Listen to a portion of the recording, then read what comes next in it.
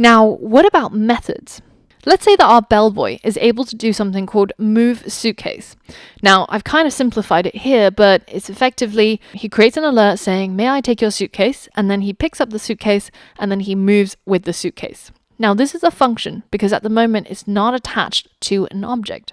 But in our previous syntax, if we wanted our object to also have an associated function, then all we have to do is provide the name of the function as a new parameter, and then colon, and then after the colon, we just put in the anonymous function. And now our bellboy1 has a method, which remember is just a function that's associated with an object. And if we had a suitcase in the lobby, then we can simply call the method and say bellboy1.moveSuitcase and perform that method.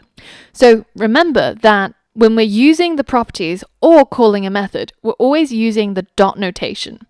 And the only difference that you see between the method and the property are those parentheses. So keep an eye out for those. Now, if we wanted to incorporate this method into our constructor function, then all we have to write is this dot move suitcase is equal to a function that does these and these things. And now when we create any object using this constructor function, then all of those objects will have that function of move suitcase, and they'll all be able to do that. So as a challenge, I want you to add a method to our housekeeper constructor function. And this method is just called clean, so that we can get the housekeeper to perform the clean function. And we're going to do it in a simplified way so that our method, all that it does is sends an alert that says cleaning in progress. So add that to the constructor function, create a new housekeeper from that constructor function, and call the cleaning method associated with that new object. So pause the video now and see if you can complete this challenge. Alright, so as we said before, to create a new method or a new property, we first have to start with this, the name of the property or method. So our method is called clean, and it's not equal to just any value, but it's equal to a function. And this function, as we said before, has to send an alert that says cleaning in progress. So now that we've got our method associated with our housekeeper constructor function, then we need to create new objects that have this method.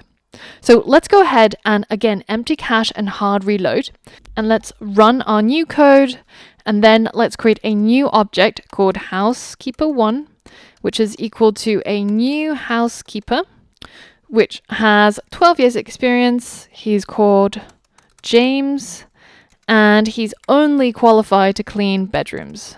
All right, so now let's hit enter and create our new object called housekeeper1. Now housekeeper1 now comes equipped with this method called clean. So we can simply say housekeeper1 dot clean. And if we hit enter, you can see that we get an alert that says cleaning in progress. Pretty good, right? Now, at this point, you might be getting a little bit of deja vu because it's looking pretty similar to something that we've written before. It looks almost exactly the same as these lines of code that we used to create a new audio and to play the audio. Because we created a new variable that was called tom1, and it's a new audio object that is linked to this particular sound file.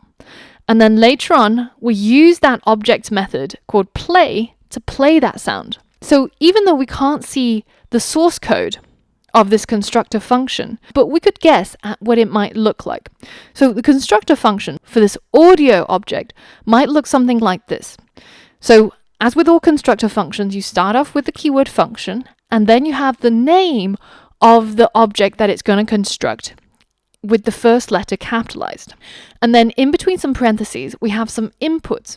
And in this case, it's going to be the location of the file for that audio. So now our constructor makes a new property called file location, which is set to equal to the location that was given when this new audio object gets created.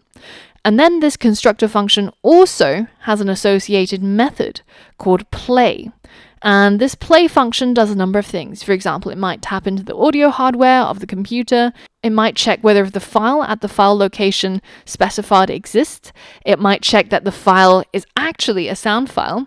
And then it might try and play that file at that location.